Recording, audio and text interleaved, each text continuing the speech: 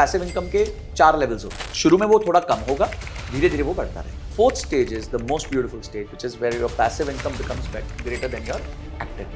There are few things which you can't control when it comes to impulsive buying. तो उसके लिए हमको कैसे फाइनेंस बजटिंग करनी चाहिए? You cannot be a slave or working all your life trading time for money. वो Warren Buffett कहते हैं if you have only one source of money, you are just one step away from poverty. Then you start making frameworks. जैसे मेरा एक framework है, if I can't buy twice, I will not buy once.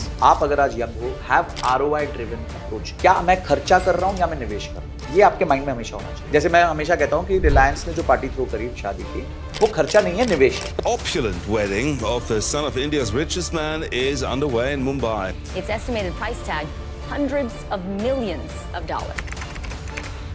तो उस आदमी ने अगर 6,000 करोड़ फूका है तो वो 60,000 करोड़ का काम करके बैठा होगा। Money saved is money earned. That will help you to increase your passive income. But as per Shah Rukh Khan, what I've seen in a lot of his interviews, where he says, cut your expenditure, increase your income. what would be your preference?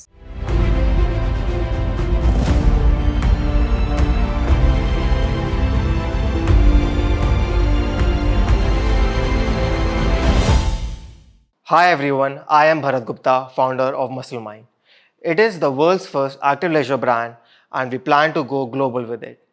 And with me today I have Mr. Sanjay Kathuria, who is a business and finance coach. In this podcast, we will discuss how to be financially independent and how to build a sustainable and a profitable brand for generations to come. So thank you so much, Mr. Sanjay, for being here. And I'm sure that this podcast will be highly insightful. Thank you Bharat ji for calling me. Thank you. So what is the difference between an active income and a passive income? नाम ही suggest करता है कि active income is basically when you have to really work to fetch that income. So if you are a freelancer and you have to keep on working for clients, only then you get paid, it's active income. Sure. If you are working on salary, you go to office, you spend your time and you basically get income, that's active income. Generally it is said that there are 4 types of people: employed, self-employed, businessmen and investors. ESBI matrix. Sure. So the ones on the other side, which are E and employed and self-employed, are the ones which are basically trading time for money. And that is active. Whereas businessmen and investors are ones which are leveraging. Businessman is leveraging, let's say, capital and manpower. Investor is leveraging capital. And ये लोग जो हैं अपने लिए passive income build करते हैं. दूसरे इनके लिए ये दूसरों का टाइम खरीदते हैं और उसको मोनेटाइज करते हैं. Is where you're trading your time for the purpose of making money. And passive income is where you don't have to trade your time in order to make money. And like which one is more important? First to some years of your life, though, you have to give to active income. I have also spent 16 years in corporate. I've worked in different companies. So for those 16 years, I was an employee. I was trading my time for the benefit of remuneration. But then I was intelligent enough to take that remuneration and put it in right places so that at least after 16 years, I don't have to work for my entire life. Sure. तो वो एक चीज आपके हाथ में है. You can be on active income. It's okay. You will not have those conditions where you maybe you are born with something where you can take advantage of passive income. But if अगर आप मेहनत करके पैसे सही जगह से invest भी कर लो, be disciplined in your investment journey, be disciplined and frugal, you can definitely become free within 10 to 15 years of your job. So Mr. Sanjay, from your own experience, can you just tell me what is a good ratio between an active income and a passive income? कि कितनी active income होनी चाहिए और कितनी passive income होनी चाहिए? देखिए, मैं ये कहता हूँ कि passive income के 4 levels होते हैं. हाँ. पहला level होता है जब वो start होता है. That time it is very less. So for example, you have put 1 lakh rupees in an FD. Sure. Very simple example. You will make 7,000 rupees per year or 7,200 rupees per year. Sure. That means you'll make 600 rupees a month. You know, what is your passive income? The bigger thing first you have to look at the fact is how much you are spending. अगर कोई 50,000 रुपए महीना खर्च कर रहा है versus कोई 1 lakh, let's say somebody is drawing 2 lakh rupees salary. There's one guy who's spending 75,000 and there's one guy who's spending 1,50,000. Obviously, the person who's spending 75,000 will hit his milestone earlier. So passive income is not only a function of only how much active income you make, but it is also a function of how frugally you can live, how much you can postpone your expenses to later day. Because if you save today, you can invest, and the earlier you invest, the more benefits you reap of compounding. Passive income के लिए मैं लोगों को इसलिए ये कहता हूँ कि सिर्फ ये मत सोचो कि मैं कितना ज्यादा कमा के कितना डालूं, पर ये भी सोचो कि मैं खर्चा कैसे कंट्रोल रखूं. And every expense, most of the expense which we are doing are for show off. कि भाई बड़ी गाड़ी ले ली, जरूरत नहीं है. For 16 years of my life, I was driving a Honda City, whereas I could have afforded a BMW or a Mercedes at that time. But अगर मैं वो कर लेता, तो आज मेरे पे EMI का बोझ होता और मैं फाइनेंशियली फ्री नहीं होता. बट आज मेरी पैसिव इनकम से मैं Mercedes खरीद सकता हूँ. But still I opt to not buy a Mercedes. I may go to a little lower level, not Honda City, but let's say a Fortuner कि ठीक है मर्सिडीज भी नहीं करूंगा बट अब मैं होंडा सिटी भी नहीं करूंगा, now I will come in between, I will come to Fortuner. Always have stay one step lower than what you actually can live. देखिए these things may not apply to a businessman, it's a little different for businessman, because businessman के लिए ये सब चीजें matter करती हैं, वो किस एनवायरमेंट में है, कैसी गाड़ी चलाता है, because he is been judged by that. But you are an employee, आपको कौन जज कर रहा है यार? अगर आपकी मर्सिडीज को देख रहा है, वो आपको नहीं देख रहा, मर्सिडीज को देख रहा है। Sure. He is not aspiring to be you, he is aspiring to have that Mercedes.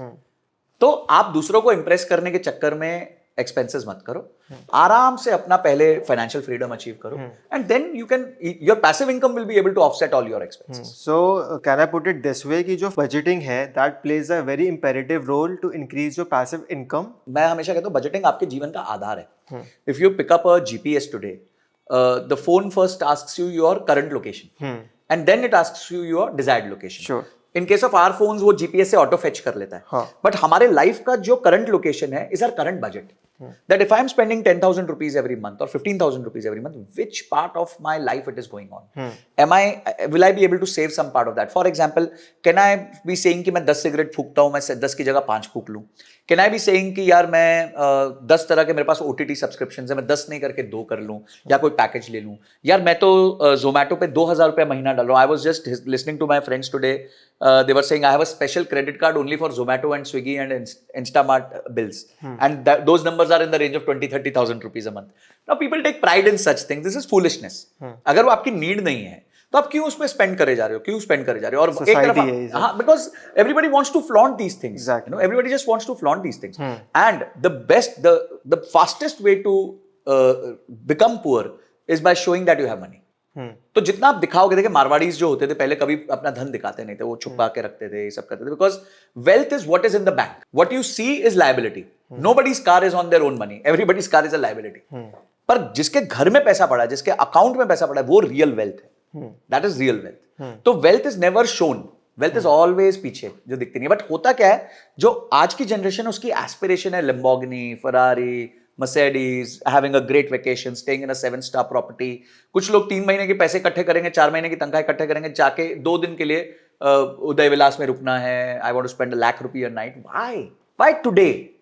Why today? First, at least build। नहीं तो आप जिंदगी भर काम करते रहोगे। देखिए मेरे साथ और भी मेरे दोस्त थे जो जॉब करते हैं, and they were also at good salaries, 60-70 lakh rupees annual package. But at that time they chose to buy luxury. I chose to buy my time. For me, becoming financially free and time independent was more important than owning a Mercedes. For them, today they are owning a Mercedes, they are owning a very big house, but they are still working because the next day if they don't have a salary, they'll not be able to pay off their bills. So 95% of corporate India is living paycheck to paycheck. यानी अगला महीना paycheque नहीं आया तो they don't even know life में करना क्या है। इतना बुरा हाल नहीं होना चाहिए आपका। So like few things that work for you is number 1, proper finance budgeting. Number 2 is to work on your passive income. And the third thing is to not spend on things which is not the need of the hour. And see, I was very sure I had a goal in life. This is manifestation कहता हूँ मैं इसको, मैं बहुत पसंद करता हूँ manifestation को। You have to have some goals in life. Sure. You know, you have to speak to yourself and say कि यार this is what I'll attain at this age. Sure. So my retirement age I had decided was 40. Though I retired 2 years earlier, but that was by the grace of God, by the grace of good markets. Those 2 years I got preponed. But my goal was to always retire at 40. कि भाई 40 के बाद किसी और के लिए काम नहीं करेंगे, जो करना है अपने लिए करेंगे। ठीक है, then I don't need to wake up at 9 a.m. or 6 a.m. and go to and rush for a job. I will still wake up at 6 a.m. you know, and rush for podcasts or rush for something which I really love doing. तो आपको कुछ तो गोल बनाना पड़ेगा अपने life का। You cannot be a slave or working all your life for a certain, you know, just trading time for money. वो Warren Buffett कहते हैं if you have only one source of money, you are just one step away from poverty. That means अगर आप सिर्फ job पे depend कर रहे हो, निर्भर कर रहे हो, एक दिन कुछ खराब हुआ, किसी एम्प्लॉयर की भी गलती नहीं है, कुछ खराब हो गया तो वो आपको निकाल देगा। अभी एक पीछे सीन हुआ मेरे पुराने किसी कंपनी में, पता चला कि 40 people were fired on one single day because they became redundant. The company doesn't need them. And those guys don't know what to do in life now because they were there for 5-6 years. जिनकी salary 20,000 थी, आज 60,000 50,000 हो गई थी, अब उनको job ही नहीं मिल रहा मार्केट में। सो गलती किसकी है? कंपनी की है कि उन लोगों की है? उन लोगों की है, because they didn't upskill, they didn't worry about this fact कि कल को ये हो गया तो क्या होगा। जब वो इवेंट आ गया उसके बावजूद भी उन्होंने अपने आप को प्रिपेयर नहीं किया, तो गलती कंपनी की नहीं है। Company is a capitalist company, उसको अपना प्रॉफिट्स बचाना है बिकॉज उनको बाकी को भी तनख्वाह देनी है। So I don't blame the company, but I blame these guys who didn't take right time action and upskill themselves so that they could sustain in this ever-changing market. So there is like one thing कि we were talking about impulsive buying, luxury buying, and that is something which you can't control. तो उसके लिए हमको कैसे finance budgeting करनी चाहिए? There are two things for this. It's a very pertinent point because ये आपने कैसे ही कहा societal pressure कहीं ना कहीं play Sure. कर जाता है. Not having FOMO is the biggest financial acumen you can ever build in your life. Sure. अगर आप में FOMO नहीं है हाँ. कि भाई ये सामने वाला क्या पैसे कम उड़ा रहा है वो सब नहीं है. हाँ. तो then you are there. मतलब then तो आप financially कभी डूब ही नहीं सकते. Sure. But ठीक है, I am saying a normal इंसान may not have it. हाँ. So आप है ना frameworks बनाओ. Then you start making frameworks. जैसे मेरा एक framework है. If I can't buy twice, I will not buy once. तो अगर मैं कोई चीज 2 बार खरीद सकता हूं तो मैं एक बार भी खरीद लूंगा. That means I am okay with doing that. Sure. Second है, don't buy things which are not in your league. For simple example, मैं अगर आज लुई विटॉन की बेल्ट खरीद लूं और मैं लुई विटॉन की बेल्ट पहन के चला जाऊं, सब लोग बोलेंगे नकली है. क्यों? क्योंकि मेरा पूरा इकोसिस्टम लुई विटॉन वाला नहीं है. मेरी गाड़ी भी उस लेवल की होनी चाहिए, मेरा घर भी उस लेवल का होना चाहिए, मेरा रहन सहन भी उस लेवल का होना चाहिए. हाँ. तब जाके आपको लगता है हाँ यार ये लुई विटॉन लेवल का बंदा है. आप बोलो नहीं यार, मैंने बड़ी मुश्किल से 4 महीने 20-20, 25-25, 30-30 हजार रुपए बचा लिए. मेरी सैलरी 1 लाख रुपए थी, मैंने 30 हजार रुपए 4 महीने बचा लिए. 1 लाख रुपए 20 हजार की सबसे सस्ती बेल्ट जो आती है लुई विटॉन की, वो मैं खरीद लेता हूं. तो then your ecosystem is not Louis Vuitton यार. You are wearing a normal कोई लोकल ब्रांड का शूज, इंडियन ब्रांड का शूज, तो आप मैच नहीं कर पाओगे. तो लोग समझ जाएंगे कि यार ये तो या तो इसने पैसे फूके हैं या ये गलत चीज पहन के आया है. आप अपने आप को ऐसा बनाओ कि आप नकली लुई विटॉन भी पहनो तो लोगों को लगे यार इस आदमी ने सही असली लुई विटॉन पहना हुआ है. एक बार मैं एक बहुत बड़े बिजनेसमैन के साथ था. I was with him. He owns a lot of hotels in Lucknow and he showed me a watch. He said I have got this watch from Tenerife, which is a very small island next to Spain.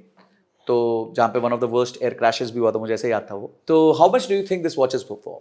He asked me. So I said अब यार इनके हाथ में है, बड़े आदमी हैं. I said sir होगी 5-7 लाख रुपए की, तो इससे कम क्या होगी? तो बोलते दिस इज फॉर 10 euros. बोलते but the hand is worth 5-7 lakh rupees. तो ये मेरे को एक बहुत अच्छी लर्निंग उनसे मिली थी कि आप ये सब चीजों पे फोकस मत करो कि आप रॉलेक्स की घड़ी पहनो या ये पहनो. पहले अपने हाथ को उस वैल्यू का लेके फिर रॉलेक्स भी पहन लो, कोई चक्कर नहीं है. बट फिर आप रॉलेक्स नहीं भी पहनोगे, कच्ची रॉलेक्स भी पहनोगे तो people यार कोई तो ब्रांड पहना है. So if you like talk about these luxury brands like Louis Vuitton, Dior, majority of the consumers are people who just got rich and who just started earning good amount of money because they want to show it to the society. Now they have money to spend on branded clothes, branded stuff. मैं ऐसे लोगों को insecure middle class कहता हूं. Sure. So that means their one is middle class, and middle class they may not be by money only. Here also they are middle class, and they are insecure because they feel that they will only get societal appraisals the moment they buy Chanel, Dior, Louis Vuitton, Gucci, ये सब खरीदेंगे तभी उनको वो आएगा. अच्छा, आप उनसे बात करोगे, वो जस्टिफाई कैसे करेंगे? मेरे को तो करना ही है ना, मेरा पैसा है, मैं कुछ भी करूं, ये करूं. देखिए पैसा तो उन्हीं का है at the end of the day, they are right. But this is, ये मानसिकता बहुत प्रॉब्लमेटिक है because 10 years down the line आपको लगेगा कि यार मैंने सब कुछ खरीद लिया पर मैं अपना समय नहीं खरीद पाया, मैं अपने आप को तो बेचे ही जा रहा हूं. And the moment you start making more money in corporate, the load, the pressure, the stress increases exponentially. Today if you are making 20,000 versus you are making 40,000, your stress is not 2 times, your stress is 5 times. And the moment you go from 40,000 to let's say 4 lakh, your stress is not 10 times, it is 100 times. Richter scale पे काम करता है. जैसे earthquake Richter scale में 8 to 9 के बीच में it is not 1 का increase, it is 100 का increase. तो वैसे ही earthquake के लेवल का increase हो जाता है आपका जो pressure और stress आ जाता है. So why do you want to take all this? First just and keep some frameworks. First framework is if I can't buy it twice, I'll not buy it once. तो आप यहाँ पे आपने कर लिया. इसको मैं औकात कहता हूँ. This definition in Hindi I call it औकात. अब की औकात है क्या? तो if you buy it twice, you can buy it once. It's okay. Sure. Then second I think is एक और चीज आप कर सकते हो. Then you can be conscious and say okay fine. I want to buy Louis Vuitton. I want to buy the entire package of Louis Vuitton, which will cost me 10 lakh rupees, but I will buy it 4 years later. Let me put some investments which will auto pay for that 10 lakh rupees. तो आपने क्या किया? आपने एक गोल दे दिया. तो गोल क्या होता है? पैसे को जब आप गोल दे देते हो ना, वो पावरफुल हो जाता है. तो वो अपने आप उसमें इन्वेस्ट होगा, रिटर्न्स लेके आएगा और आपको 4 साल बाद it will enable you to purchase those things at that time. So today you will not take a stress. And in next 4 years your income will increase parallelly. तो वो सब भी आपके लिए फायदे हो जाएंगे. तो just start deferring a bit. Sure. ऐसा नहीं कि यार तुम गए और तुम्हारे को आज ही चाहिए, अभी चाहिए, immediately चलो एम्पोरियो चलते हैं. That's impulsive buying. That is clear cut impulsive buying. It is pathway to becoming poor. So Mr. Sanjay, one thing I have observed over my own experience and over time after seeing my elders and other business tycoons, richness is not loud. It is very much at peace, very quiet. And if you think of any big business tycoons, be it Ratan Tata ji, be it Mukesh Ambani, be it many other more business tycoons, they are known because of their first and their surname and the company what they have built. They don't need to show off their cars, the clothes they are wearing, because their net worth is defined by their assets and by the organization what they have built. देखिए, एक कहावत है हमारे English में, कहते हैं कि money shouts wealth whispers. हाँ. तो मनी जो होगा वो शाउट करता है, हाँ. पर जो वेल्थ होती है ना वो सिर्फ धीमे से आवाज करती है। One of the difference which was told by my family was the difference between a note and a coin. So coin है वो ज़्यादा noise करता है, note बिल्कुल नहीं noise करता है. But the value of a note is more than a coin. They always told me, be humble, be down to earth. Being humble is the true personality trait which every good entrepreneur, every good person should have. Sure, absolutely. Yes. So इसके अलावा Mr. Sanjay, I would like to know from you, if we talk about the stocks, अगर stock market की बात करते हैं हम, what are some of the key parameters you look at before buying a stock? Do you invest in small caps, medium caps or high caps? The only difference what I could sense is that small caps की returns can be very very high, but the risk again is very high that you might lose your money as well. तो आप कहाँ पे ज़्यादा invest करते हैं? देखिए, first of all I don't buy direct stocks in my own portfolio. I don't do direct stocks, I do only through mutual funds. Mutual funds In only. mutual funds I have reasonable diversification. Today 50% of my money goes in large cap, 30% of my money goes in mid cap and 20% of my money goes in small cap. तो मैं 50-30-20 पे चलता हूँ। हाँ. और काफी लोग और देखिए, इंडिया में ना स्मॉल कैप में आप ज्यादा रख भी नहीं सकते, बिकॉज हाँ. स्मॉल कैप में लिक्विडिटी नहीं है। हाँ. इंडिया में मतलब बहुत ज्यादा शेयर्स अवेलेबल ही नहीं है हाँ. जो स्मॉल कैप के हैं। हाँ. अब आता है क्वेश्चन कि अगर किसी को डायरेक्ट इक्विटी करनी है तो पहले तो मेरा सजेशन होता है कि don't do direct equity, that's not your full time job. Sure. To do equity, you need three things. You need knowledge, information, and time. So first assess, do you have knowledge? Do you know how to read a balance sheet? Do you know how to read a P&L statement? Cash flow statement, macroeconomics? ये सब आपको नहीं आता तो पहले छोड़ दो। अच्छा, अगर आपको नॉलेज है, आपने MBA फाइनेंस की है, चार्टर्ड अकाउंटेंट की है, do you have the information? Are you sitting inside the market? अचानक से कुछ मार्केट में हो गया, आपके पास तो इन्फॉर्मेशन नहीं होगी, you will not be able to act. Sure. And third is time. If you are doing a normal job, if you are, let's say, recording podcast today, Sure. you are in some business, you are actively doing that business, तो आपके पास time भी नहीं है। Sure. तो till the time you don't have knowledge, information, and time, don't do direct stock buying. Then Point only number one. focus on Mutual funds and set your goals and buy mutual funds for those goals. However, अगर आप फिर भी मुझसे ये पूछोगे कि संजय जी सब कुछ छोड़ो, फिर भी ये लोगों को चुल है, इनको करना ही करना है, they really want to do it, it's an urge for them, then I'll give you few frameworks which you should look at. Read one book which is called Coffee Can Investing by Saurabh Mukherjee. It is a gold standard in identification of stocks. वो बड़ी simple बात करता है, coffee can investing. So he has canned into different levels where he's saying look at filters. So the first filter is he says that the company should be minimum 10 to 15 years in the business because that shows that this business has seen multiple cycles. तो पहली चीज ये हो गई. Second, he says the promoter holding should be always above 51-55% so that promoter has significant stake in the business to keep on running the business. Third, he speaks about PAT growth, revenue growth, and fourth he speaks about return on capital employed. Because that is the real measure which is very very important to identify a stock. तो return on capital employed is basically company ने पूरा capital कितना use किया है, share holders का capital और date का capital. समझो उसने 100 करोड़ यूज किया तो 100 करोड़ पे वो कितना एबिटा कर रहा है, एबिटा मतलब वो कर रहा है 20% कर रहा है, 10% कर रहा है, 30% कर रहा है। तो जितना ज्यादा वो रिटर्न ऑन कैपिटल एम्प्लॉयड कर रहा है उतना ज्यादा उसका बिजनेस जो है वो कैश आपका रिटर्न्स जनरेट कर रहा है, which is in future can translate into better share price. So, Mr. Sanjay, while you were talking about EBITDA, can you just explain me in simple layman language what it means and how important it is to justify the operations of a company? This is for the youth who don't know the meaning of EBITDA yet. Profit के ना 5 levels होते हैं Sure. Business में। हाँ. And I am not going into CM1 CM2, basic P&L level. Basic. हमारा revenue आया 100 रुपए का। हाँ. ठीक है, अब मैंने समझिए एक ये माइक है मेरे सामने। हाँ. ये माइक की मैन्युफैक्चरिंग एक कॉस्ट होती है। ये माइक आपने खरीदा है समझिए 10,000 रुपए। Sure. अब 10,000 रुपए का माइक खरीदा, इसको बनाने में लगे 2,000 रुपए। हाँ. प्योर इसकी मेकिंग कॉस्ट जो है। हाँ. तो यानी कि आपका ग्रॉस प्रॉफिट हो गया 8,000 rupees. Sure. So gross profit is only if you are taking this item, buying this and selling this. Sure. Is whatever the gap is, it's gross profit. यहां हो गया लेवल 1। Sure. लेवल 2 हो गया, अब इस business को चलाने के लिए आपको ऑपरेशनल कॉस्ट खर्च करना है। For example, you have to pay salaries, you have to pay rent, you have to pay administrative expenses, you have to pay sales people, you have to do Operations conveyance, costs, सारा operations, everything. ये सारी चीजें जो होती हैं ये operational cost में आ जाती है, जिसे हम ओपेक्स भी कहते हैं। Sure. तो ओपेक्स आ गया। उसके बाद जो प्रॉफिट बचता है उसे हम करते हैं अर्निंग बिफोर, यानी कि अभी बात की है interest, depreciation, tax and amortisation. Sure. फिर आता है depreciation amortisation. Sure. Depreciation amortisation क्या होता है? वो आपने जो लॉन्ग टर्म इन्वेस्टमेंट्स किया, आपने समझो एक मैन्युफैक्चरिंग यूनिट डाला, उसमें आपके 100 करोड़ लग गए, पर सरकार क्या कहेगी कि ये 100 करोड़ आपके लगे पर इसका बेनिफिट आपको 10 साल मिलेगा, तो आप इसको 100 करोड़ आज मत डालो P&L में, हर साल 10 करोड़ डाल दो। That's called depreciation. तो आपने डाल दिया, डेप्रिसिएशन हो गया। Now you are left with earnings before interest and tax. Interest and tax मतलब साहूकार और सरकार। साहूकार means the person who has given you loan, Sure. May be at a bank और समथिंग. तो अब आपने इंटरेस्ट माइनस किया, हाँ. आपने बैंक का इंटरेस्ट माइनस कर दिया, अब आपके पास बचा प्रॉफिट बिफोर टैक्स. हाँ. That's the fourth level. हाँ. देन यू पे टैक्स. अब आपके ऊपर है कि आप ये जो वाटरफॉल हुई है आपकी, हाँ. आपने ऊपर से पानी डाला, समझिए it look at it like a tub, हाँ. And there is one source of water inlet which is sales, हाँ. and there are multiple holes in it. Sure. The first hole is you have to pay to the supplier, then you're left with gross profit. Sure. Next hole is you have to pay for the OPEX, हाँ. then you're left with EBITDA. Sure. So EBITDA basically essentially tells you कि धंधा चलाने के बाद आपका profit कितना आ रहा है, उसके बाद आपका कैपिटल स्ट्रक्चर, आपका कितना आपने लार्ज कैपिटल एक्सपेंडिचर्स किए हैं वो, और सरकार को आपको टैक्स कितना देना है, हाँ. वो नेक्स्ट लेवल आता है. पर धंधा चला के अगर मैं 10,000 रुपए का माल बेच रहा हूं तो हो सकता है मैं 4,000 रुपए ही कमा रहा हूं धंधा चला के. ठीक है. उसके बाद मुझे अपना ये लार्ज एक्सपेंसेस को निकालना है, जैसे केपेक्स निकालना है, इंटरेस्ट निकालना है, टैक्स निकालना है.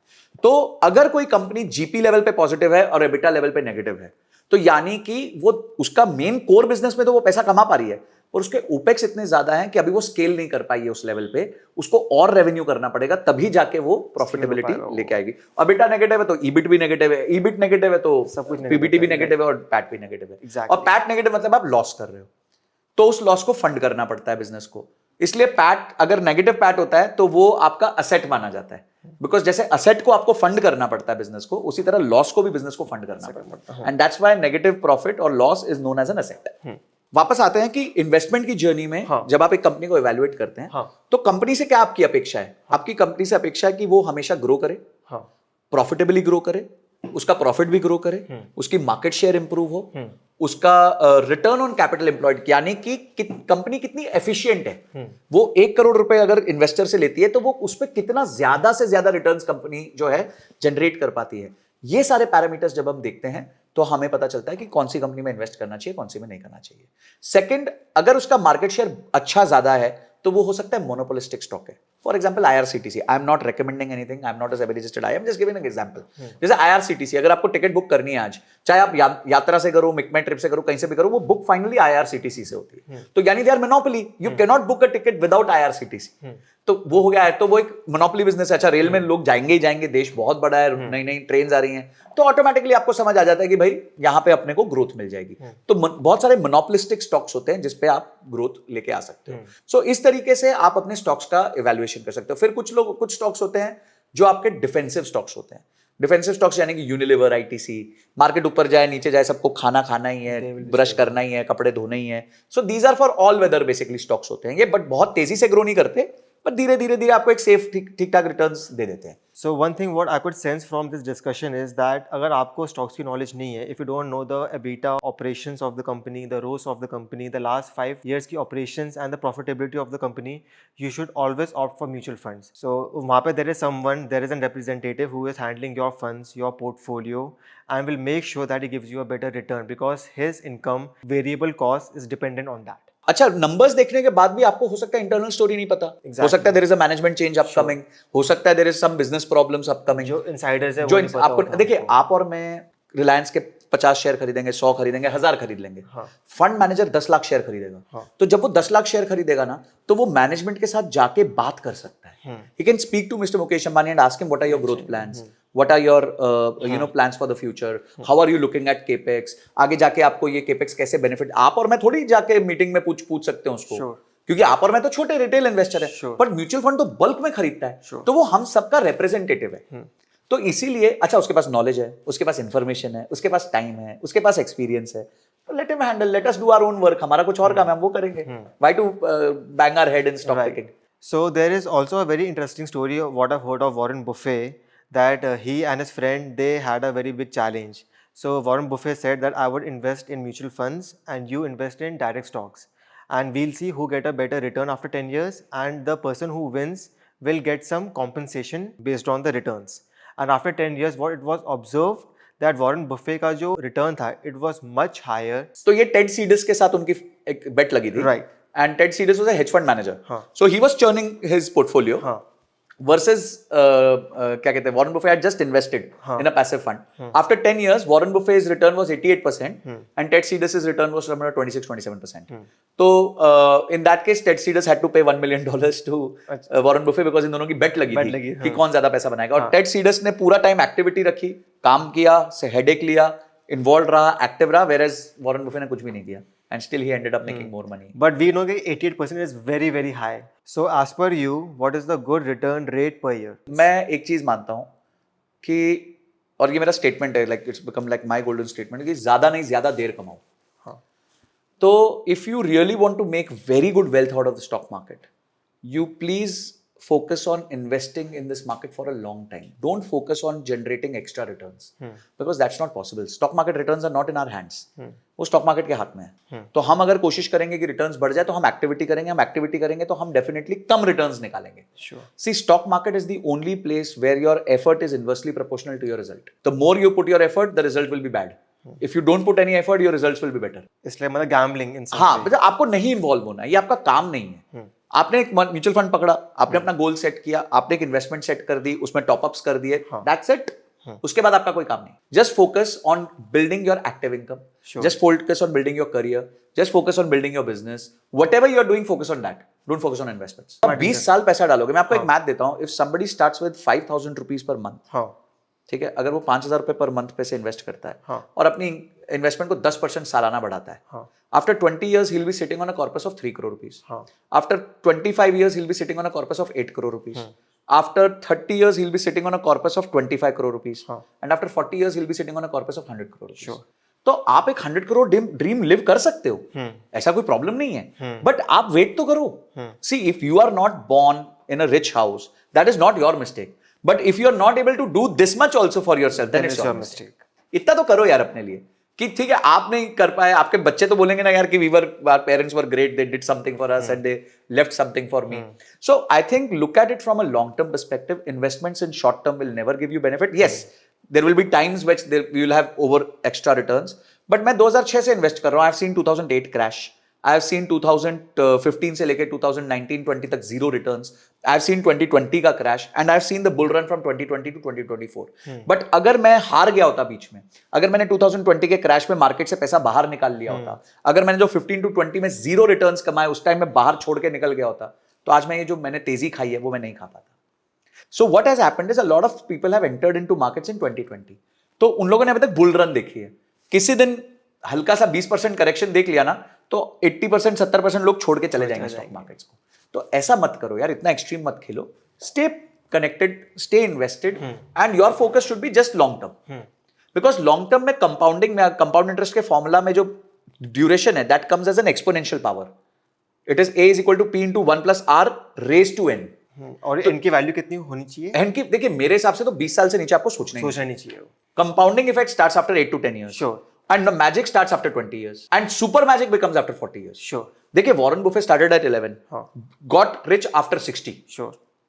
And he's मतलब unbeatable at 90. He has $250 billion of cash pile, which is more than the market cap of Reliance. Right now he controls the stock of the entire states. बिल्कुल. He controls the stocks. उसने हल्के से market में बेचना चालू किया तो panic हो गया, रिसेशन होने वाली है. Exactly. अब उसका क्या पर्पस था बेचने का हमें क्या पता, पर फिर भी लोगों को पैनिक है. उसका एक शेयर बर्कशायर हैथवे का 6 करोड़ रुपए का है. तो you have to look at, you know, these investors. ऐसा नहीं है कि you are talking to a 11-year-old or a 20-year-old who has made money. He's a 90-year-old person who has made money. It took him so many years to reach that stage. Yes. Up to 60 तो वो शायद billion भी नहीं शायद पहुंचे. Sure. तो उसके बाद उन्होंने मल्टीप्लाई किया wealth, because compounding kick. Compounding था, and he had that long term vision in his mind. आप सोचो ना, उस आदमी ने जब बेट भी लगाया तो 1 साल का नहीं लगाया, 10 साल का लगाया. In 2008 also he was very old. He was like 75, 80. अब हमें क्या पता 75, 80 वाला 10 साल जिएगा कि नहीं जिएगा, पर उन्होंने फिर भी बेट लगाया कि भाई चलो हम बेट लगाते हैं. What we have discussed so far, that money saved is money earned, that will help you to increase your passive income. But as per Shah Rukh Khan, what I've seen in a lot of his interviews, where he says that don't cut on your expenses but increase on your income. So like what would be your preference? देखिए, I do not deny what he's saying, but there are different parts of life when you have to look at these things in a little different manner. आप अगर एक बिल्कुल starter हैं और यही statement को simple आप अपने सर में पकड़ के चल लेंगे, तो आप हो सकता है कि खर्चे कंट्रोल ना करें और इनकम बढ़ा ना पाए, तो आप तो मर गए.